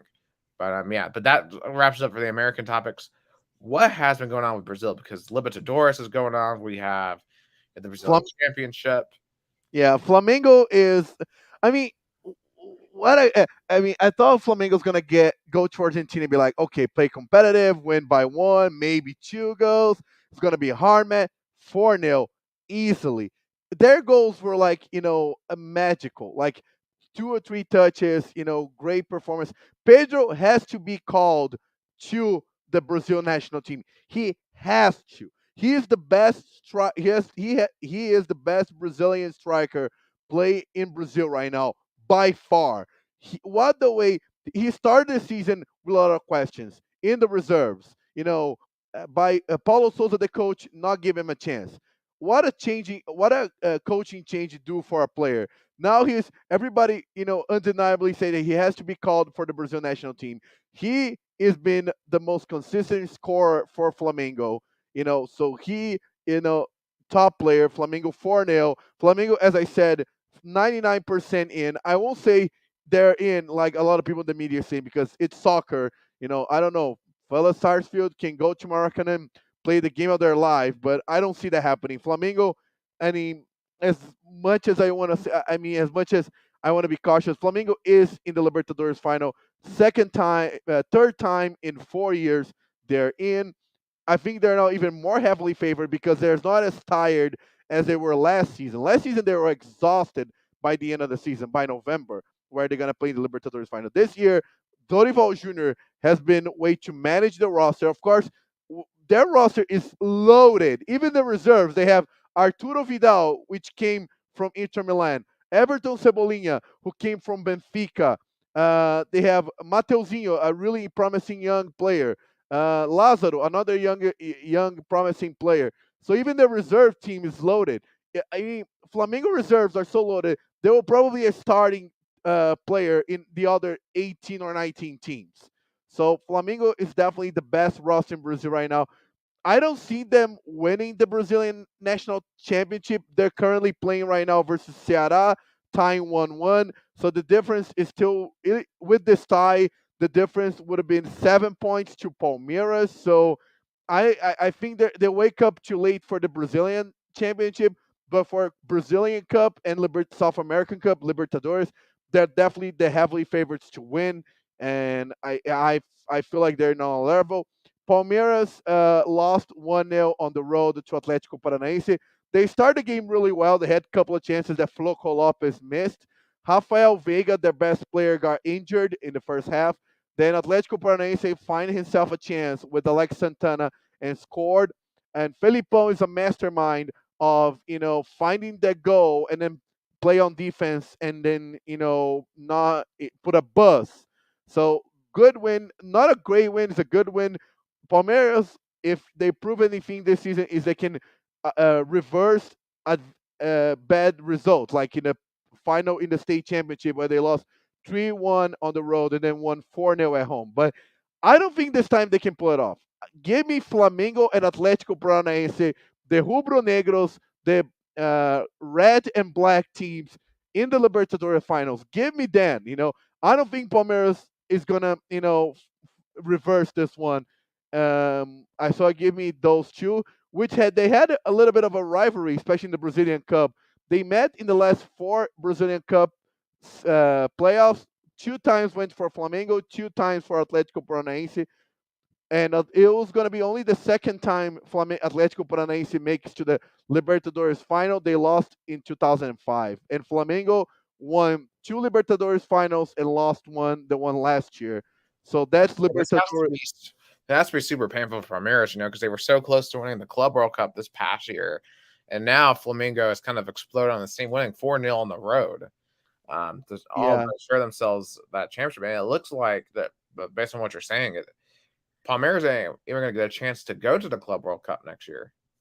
Yeah, I mean, I mean, if they lose to the semifinals, then they're out of the FIFA Club World Cup, and I think Flamengo, they can go head to head. They can definitely go head to head with any European team. I mean, Real Madrid, of course, was going to be a really, really tough matchup. I mean, they went to overtime to Liverpool in 2019.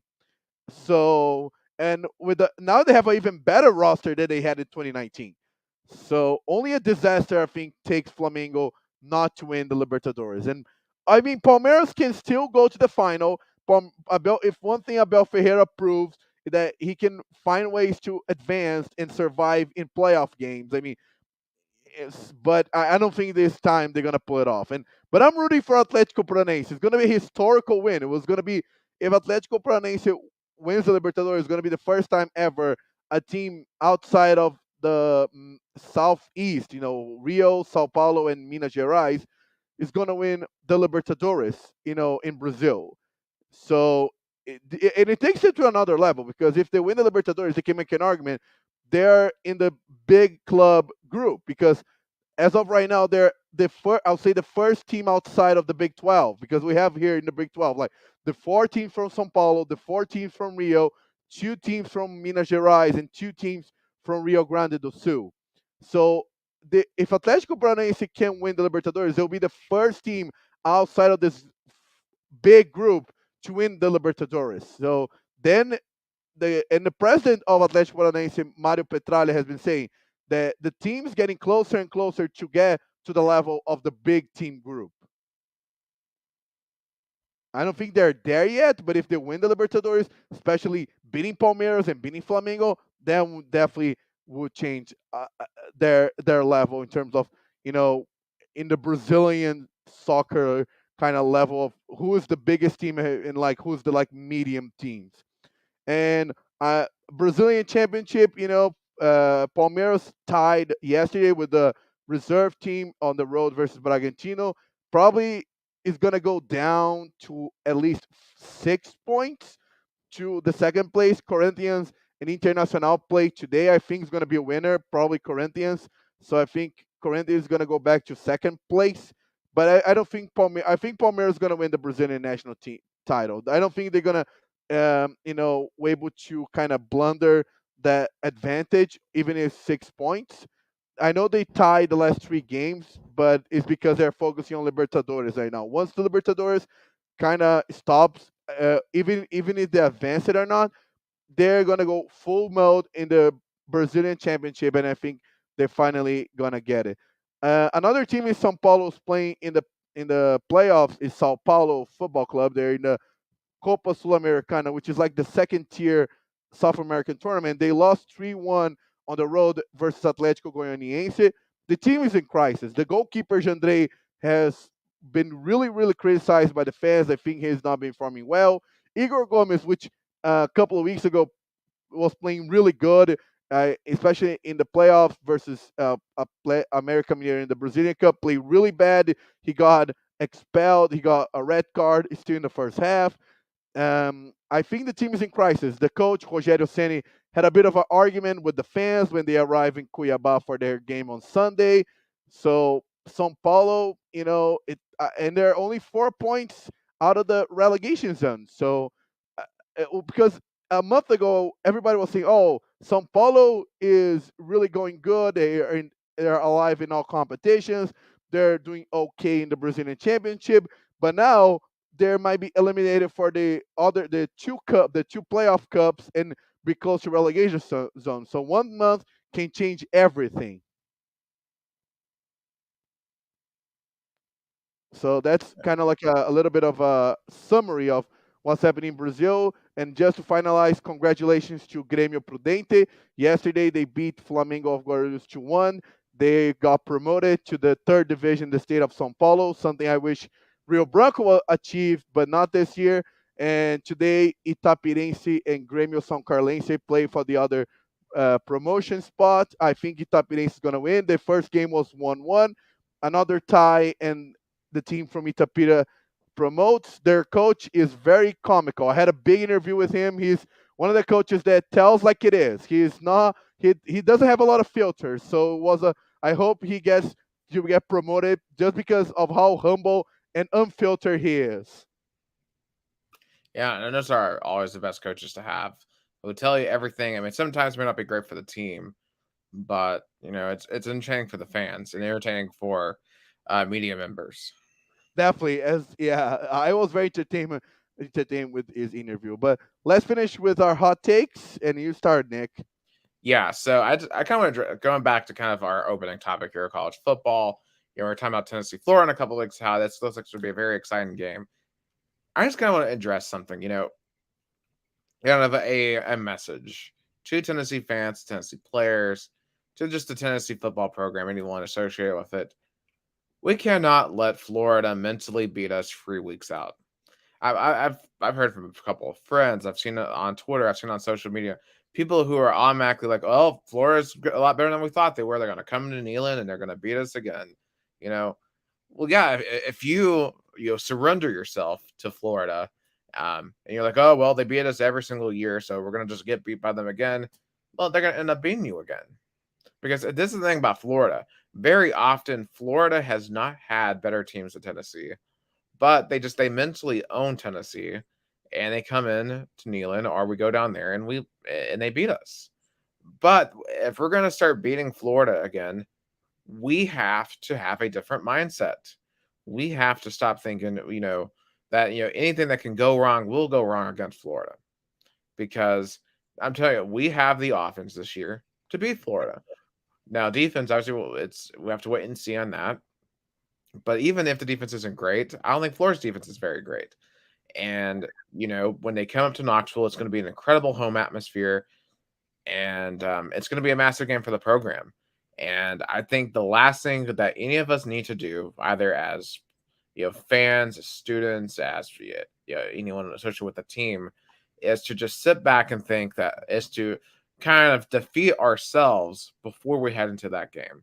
Because I think that's what often happens to Tennessee when they play Florida, is they let Florida beat us up here before we even get out on the field. And if you let them beat you up here, if you let the Gators get you here, then you're never going to beat them on the field. So yeah, I know they had a great performance last night. I know they have a huge one. I know they look a lot better than I thought they were going to. But you know what? That just means the challenge is greater. That means if you're going to win in the SEC, you got to beat great teams.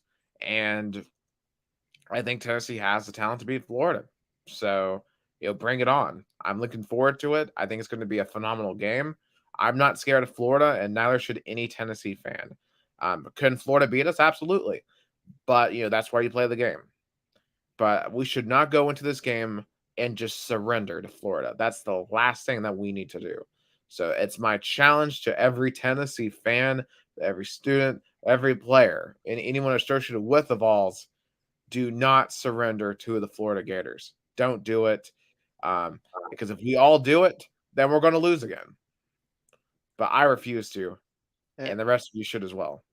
and I think when a winning team winning a game, it starts even before the game actually kicks off. So I think Tennessee fans should go hunger, not scared of this game. Yeah, I I know. am welcoming. I'm looking forward to this game. Yeah, I I'm think a it's little gonna be. scared. I think and this win by Florida versus Utah just gave this game even a bigger momentum. And I feel like if Josh Heupel can win a four game, it can give the same uh, s- the game same feeling as when Butch Jones got that win in 2016, because that changed the momentum of the program. I know then a couple of weeks later went back to not good, but I definitely would agree with you, Nick. And my hot take is, if all with that 4-0 win on the road, and let's I know if Venice Starfield can put the biggest upset in soccer history, I know this hot take is going to be not look good, but I'll do it anyway. Third consecutive Brazilian Libertadores final.